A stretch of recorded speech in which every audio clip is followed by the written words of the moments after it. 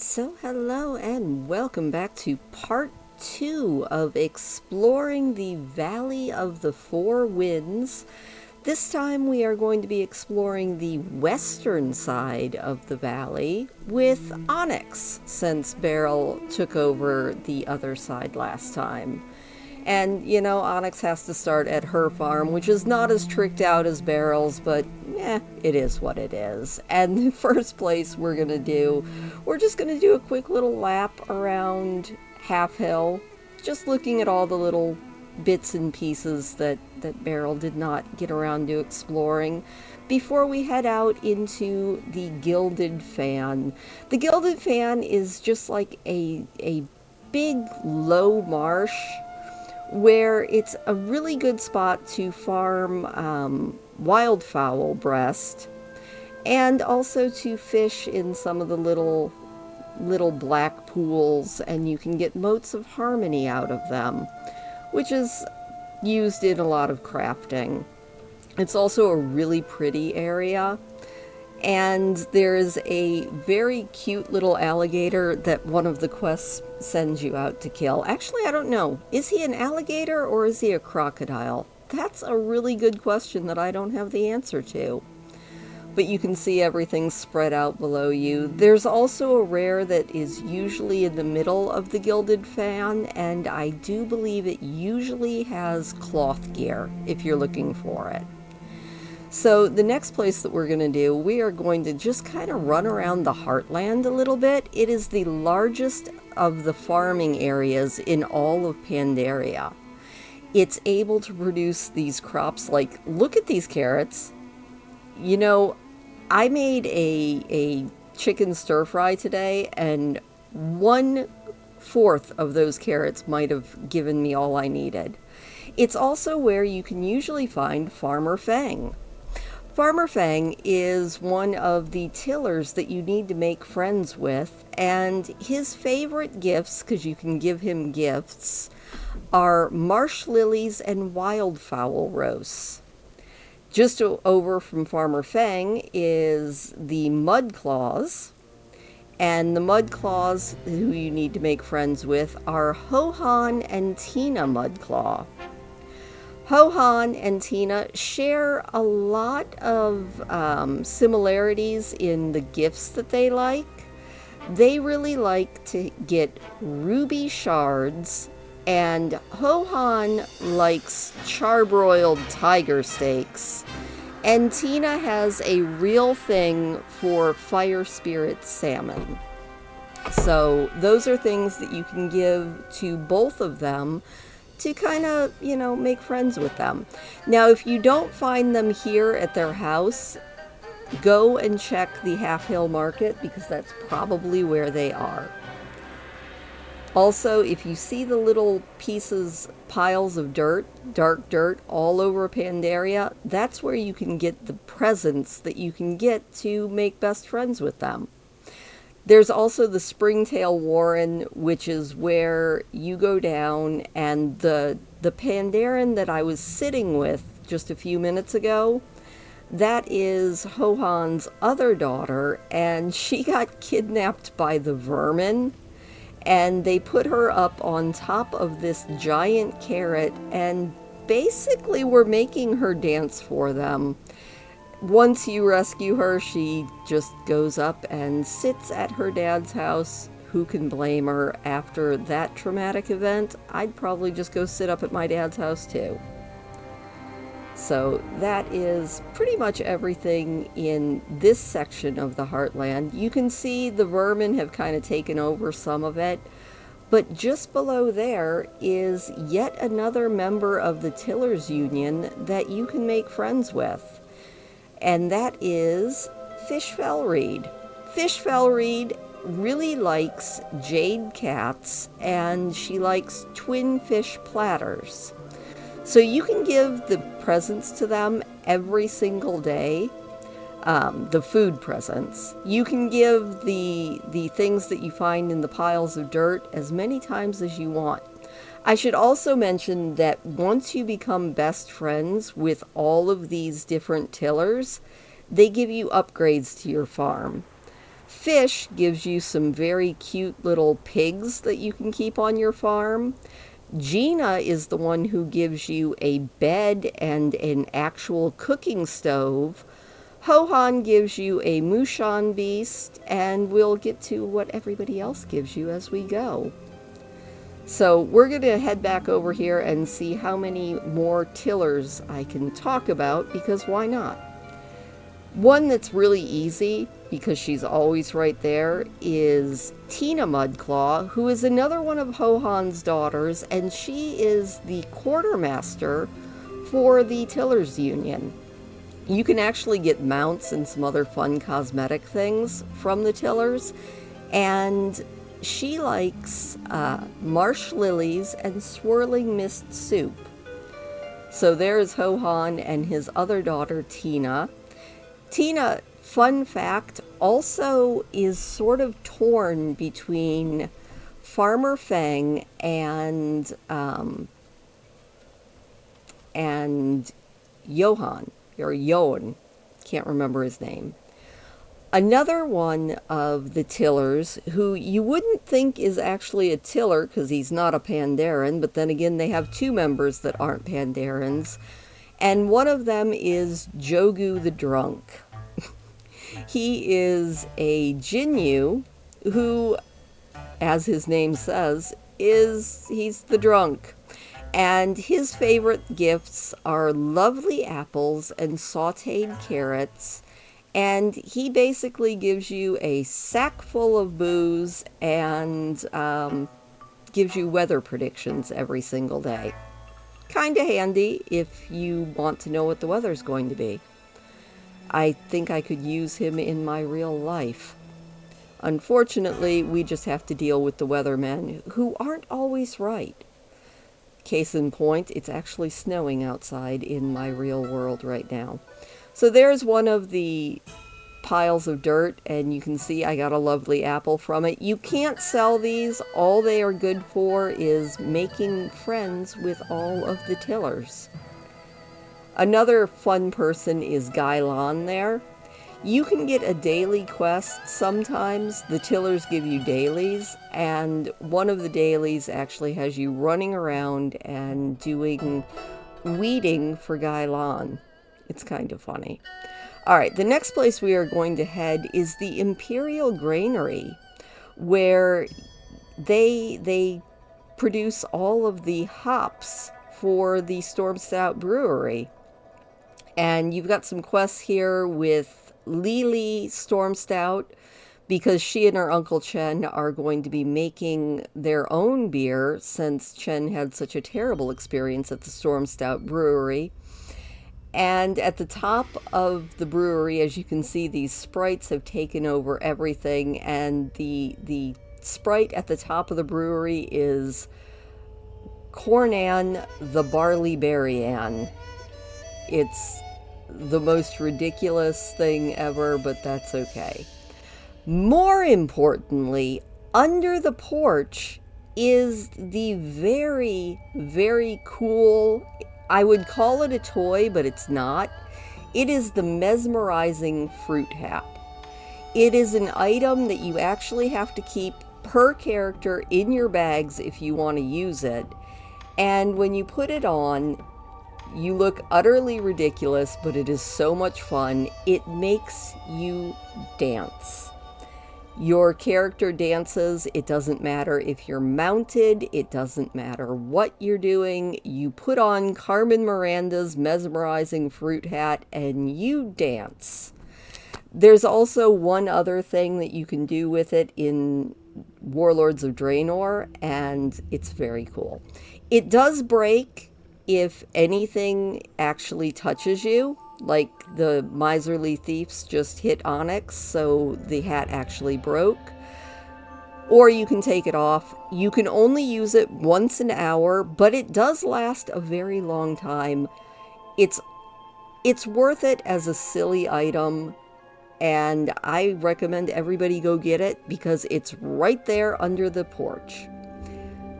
Speaking of the Imperial Granary, you just saw in the distance Storm Stout Brewery, which is a big old dungeon that is the dungeon for the Valley of the Four Winds. But before we get to that, it is time to head back to the Heartland and talk about a couple more tillers. The Heartland is also where, once you get your farm to a certain level, you can find a dog that will join you once you feed him lots and lots of food. And that dog also follows you to your garrison in Warlords of Draenor. Alright, this is the other non-Pandaren member of the Tillers, and that is Chi-Chi. Chi-Chi gives you a sheep for your farm after you become best friends with him. Chi-Chi likes blue feathers and valley stir-fry. And he has an entire quest chain all to do with his sheep. He has one sheep that's always running away. And poor Chi-Chi, eventually his sheep is found up in the Sky Range, and it's very sad. But that is Chi-Chi. The other tiller who loves blue feathers is Old Hillpaw. Old Hillpaw has a very nice house up here at the top of the hill, and when you become best friends with Old Hillpaw, he gives you a flock of chickens, which are very, very cute and very, very fun. And Old Hillpaw is sort of a sad old panda. I might have to do my lives of the NPCs and just actually focus in on all of the tillers. But Old Hillpaw, he likes blue feathers and braised turtle. One of the last, not the last, but one of the last tillers that you have to become friends with in order to upgrade your farm completely is Ella. Ella actually showed up in my Crazy Cat Ladies video because Ella loves cats. And as someone who loves cats, that is the gift that you can give her, is the jade cats that you find in the dark soil all over Pandaria. She also likes shrimp dumplings, and when you become best friends with her, she gives you one of her cats. Very nice. And she lives right here by Thirsty Alley and the Storm Stout Brewery, which, like I said before, is the dungeon in the Valley of the Four Winds. It's kind of a fun dungeon. It has a lot of kind of slow scripted RP elements in it, which is something I found a lot of the Pandaren dungeons actually have. You can't skip over all of them, but they're kind of fun, at least the first few times you do them. Anyway, we're going to leave the brewery after we zip around it and look at it a little bit. It's kind of a pretty place. It's kind of fun to clean out the brewery and then just hang out in there and poke around at all the art assets.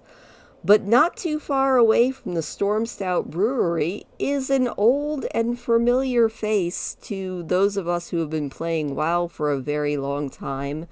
And that is the Nessingwary Safari. Yes, indeed, Hemet Nessingwary has relocated to Pandaria. And this time it is not just Hemet, it is Hemet and Hemet Nessingwary Jr. Jr. is here trying to prove to his father that he is just as good of a big game hunter as his father is. Unfortunately, he does have a few little bits of distress, I would say, and he manages to get himself kidnapped by the creature in the Torjai pit, which is the next place that we are going to head. Also, the skinning trainer is here, that is Mr. Plebe, and Sally Fizzlefury is the engineering trainer, but more importantly, she has 2 toys that she sells. She sells a gyrocopter, and she sells the stackable stags. So if you are looking to collect toys, be sure and head out to the Valley of the Four Winds and go visit with her. So The Toraji Pit is an old Mogu sacrificial site, and deep below the pit is the lair of the beast, which is where Hemet Nessingwary Jr. actually gets kidnapped and taken down into this cave deep, deep, deep in the bottom of this little lake. And there's a creature down there that is Tojar's Bane, and you have to fight him and save Hemet Nessingwary Jr., along with help from, of course, Hemet Nessingwary Sr., and when it's all said and done, it actually brings those two big game hunters closer than ever, which is, you know, that's something to warm everybody's heart, because there was quite the rivalry between the two of them for quite a long time. And I think in Warlords of or not Warlords of Draenor, but in Dragonflight, you actually see that they've really mended fences since their rivalry all through World of Warcraft, and Hemet Jr. has a lot of respect for his father now, so that's always a good thing. Moving on from the Toraji Pit, we have the Serpent's Spine, which is the great wall that separates the Valley of the Four Winds from the Dread Wastes. And the Calaxi are actually invading, and they have taken over the Stoneplow fields. One of the quest chains that you are sent on is to evacuate the farmers and pull them back into Stoneplow itself, because they're being overrun by the Calaxi, who are pouring over the breach in the wall that they made. You can do a lot of little quests here, and then it sends you on to one of my favorite areas in the Valley of the Four Winds, and it's a very, very cool little area, and that is Pauquin Hollow. I'm probably saying it wrong, but darn it, it's a very cool place. Pauquin Hollow is the area where the Master Stone or Master Bruisepaw hangs out. And that is a quest chain I honestly would love if everybody did, because it is so cool. He is the legendary Hidden Master, and he does these trainings with your character, and they're just a lot of fun. Plus, Pauquin Hollow is just a really cool looking area. The fireflies, the mist that's in it. I mean, yeah, there's some mist lurker beasts, but all in all, it's a very cool looking area. It also happens to be where another one of Lorewalker Cho's scrolls are found, just behind Master Bruisepaw's house. Now, if you don't do the questing in Stoneplow, Master Bruisepaw will not actually train you. He just tells you, go away. But once you do the questing over in Stoneplow, he will train you, and honestly, like I said, it's a lot of fun. So just about the last sections that we have to talk about here in the Valley of the Four Winds is Sky Range. It is the area that you will be doing a lot of dailies in if you want to get all of the Tillers quests done. It's also a really good spot if you're at level to do these quests for a good chunk of experience as you're leveling. You know, you come up here to the Sky Range, to the Curzon village up here, and it's also the place where you can find Cho, who is the final member of the Tillers. Cho likes lovely apples, and she also really likes, what was it again? Eternal blossom fish. So that is all of the tillers. As you can see, when you give them a lovely apple, they get a little heart above their head. It's quite a bit of fun. I don't actually remember what Show gives you for your farm when you become best friends with her, but like everybody else, she gives you something. But she's up there above the Curzon village, just keeping an eye on them and making sure that they don't cause too much trouble. Although they're Hosen, they always cause trouble. And just to the side of the Hosen village up there is the Springtail Warrens, where the queen of all the Springtails resides. And you can see all the little vermin down here, and you can actually go up and see the Springtail matriarch. She's up here controlling all of them. Periodically you will get a daily quest to come up here and take her out. She must have a really good respawn because she's always back when you come back. And yeah. So next week we will be looking into the area that is pouring all of the Claxi into the Stoneplow fields. We will be venturing into the Dread Wastes. And it's a really fun and interesting area. And it's another huge one, so it'll probably be another two-parter. But thank you so much for watching and listening, and hopefully forgiving every time I've tripped over my own tongue. I really do appreciate it, and I figured just for giggles we would just soar around via our dragon mount for the last little bit. So thank you for watching. Stick around till the end if you want to. Leave me a thumbs up if you don't mind. And I will see you next time as we explore the Dread Wastes.